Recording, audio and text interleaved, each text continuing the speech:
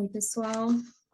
Bom, vou apresentar aqui meu trabalho. Ele se chama Encontros na Clínica entre Terapeutas Ocupacionais e Crianças. Com que língua? É uma pesquisa que está em andamento, eu vou qualificar no começo do ano que vem.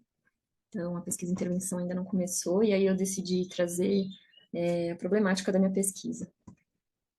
Para começar, eu vou ler uma cena, para a gente aqui trabalhar com uma imagem, começar com uma imagem, e aí vocês podem acompanhar a leitura com o texto que está na tela. Vamos lá. Observei uma criança em sua primeira participação num grupo de um ambulatório de saúde mental infanto-juvenil do Sistema Único de Saúde. Ela ficou num canto da sala, acompanhando a movimentação do grupo, com outras 4 crianças e seus responsáveis, terapeutas, brinquedos, espelho, mesa, cadeiras, ventilador, pia. Ela foi abordada algumas vezes para interagir, recusando-se e entrando na agitação do ambiente movimentado e cheio de elementos. Num certo momento, com uma expressão de desespero, começou a se balançar para frente e para trás, como quem buscava um acalanto, num ambiente que parecia estar excessivo. Essa cena traz uma questão, ela coloca em questão essa linha direta que muitas vezes é traçada na clínica, que é um gesto repetitivo que ganha o significado de um sintoma patológico, né, de uma estereotipia, no caso. E aí na cena acontece um impasse, né? Porque esse gesto ganha a possibilidade de ser significado como um acalanto, né? E muitas vezes na clínica, diante de um acontecimento inédito, diante de algo que desestabiliza os nossos saberes, desestabiliza uma forma conhecida, rapidamente a gente corre para uma resposta pronta, né? Fazendo com que o acontecimento perca sua potência. Né? E aí uma questão é como nos relacionamos com acontecimentos inéditos.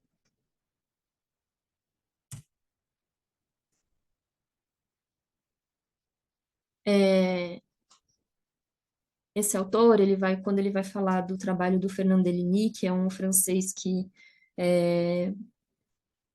mora durante anos com pessoas autistas numa comunidade, né, que ele criou. O Fernand Deligny, ele vai falando como que a gente traduz a partir do nosso referencial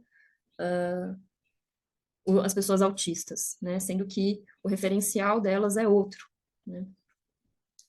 E aí, uma questão central para ele todo problema é como evitar que a linguagem mate. Porque só de dizer esse garoto, já se produz uma identidade que não dizer de todo um arcabouço nosográfico. O que quer dizer, né? Uma formulação pode sitiar ou cercar aquilo ou aquele que é dito, né? Excluindo outras formas de relação, de compreensão sobre aquilo, né?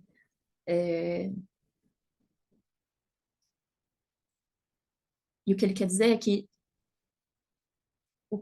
algo é dito e a partir disso se instaura uma série de compreensões e ações a partir disso, né? Quando a gente fala da clínica, quando uma criança é entendida como autista,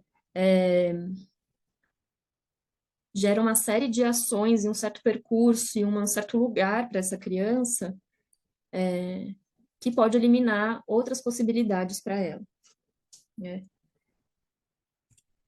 O Gilberto Safra vai falar que as nossas ações como terapeutas e psicanalistas, no caso dele, estão adoecidas porque estão pautadas em hiperrealidades. O que ele quer dizer? Que nossas práticas estão pautadas em conceitos universais, o que faz com que a gente se distancie do acontecimento interhumano, né? Coloca as pessoas dentro do totalmente dito, do totalmente dizível, que ele fala. Como se tudo já tivesse compreendido e pudesse ser encaixado em algum saber já existente. Só que a vida acontece no inédito, no misterioso, no não dito, no não pensado, né? E aí, se não houver delicadeza no trato da clínica, né? Delicadeza que quer dizer uma posição de vizinhança, de lateralização, que a Vicentim fala, e não de sobrecodificação, né? Se não houver essa delicadeza e a pressa, a ânsia predominarem, o acontecimento pode ficar acachapado pelo saber previamente construído, pela arrogância do saber ou pelo medo do desconhecido, e pode adquirir significado em linguagem que não acompanha o movimento da vida e dos encontros. O que pode tornar os gestos em sintomas, os modos de vida em patologias, os sofrimentos a serem medicados e os comportamentos a serem normatizados. E aqui é importante ressaltar que o problema não é considerar uma única perspectiva, uma resposta para um gesto, né, diante de uma multiplicidade de desdobramentos e interpretações que podem ser construídas diante de uma situação, né. Então, o que esse trabalho está colocando é como que a gente se relaciona com esses acontecimentos, sem hierarquizar nenhuma perspectiva ou modo de compreensão sobre os acontecimentos. E aí, toda ação com as palavras, né, ou com a linguagem, implica fazer escolhas sobre o que e como será dito, né. Esses autores, o Passos e Benevides, vão falar sobre uma política da narratividade, né, afirmando que sempre vai ter uma posição assumida, né, para dizer sobre aquilo o que, né, sempre haverá escolhas, e essas escolhas não podem ser desarticuladas de políticas de saúde, políticas de subjetividade, políticas de pesquisa, por exemplo, políticas cognitivas, né? E aí a ideia da política da narratividade é que é uma posição que tomamos quando, em relação ao mundo e a si mesmo, definimos uma forma de expressão do que se passa, do que acontece. Esses autores vão trazer as experiências, por exemplo, mostrando como mudando o modo de falar sobre a AIDS, por exemplo, mudou a forma das pessoas se relacionarem com a AIDS. Esse é um exemplo que eles trazem, né? E aí, bom, nós somos feitos de linguagem, né? O Jorge Bom Dia Larossa vai falar isso, e o modo como diferentes maneiras de dizer nos colocam em diferentes relações com o mundo, com nós mesmos e com os outros, né? E aí não há políticas de verdade que não sejam, ao mesmo tempo, políticas da língua, né? E aí eu trago o Foucault, quando ele vai falar sobre o poder saber, o jogo de poder saber produz verdades sobre o sexo, sobre os sujeitos, sobre a vida. Delimita as relações, as identidades, os comportamentos, os desejos e cria um dentro e um fora da norma.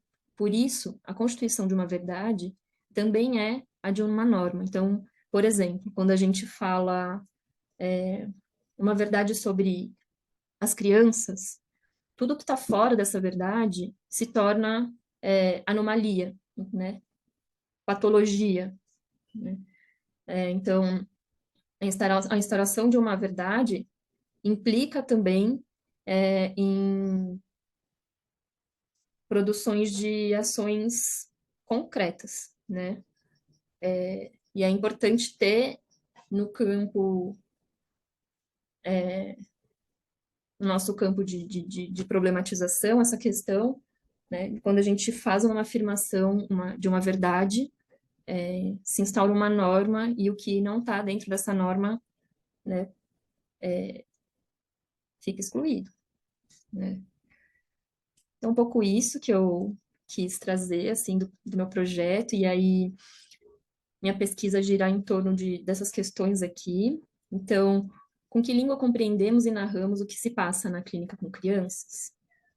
Quais são os movimentos necessários para que a palavra não mate a experiência ou viva a singularidade do encontro de quem o vive? E aí é isso, gente, um pouco minha contribuição aí para a gente conversar. Até logo, obrigada. Aqui as referências. E é isso.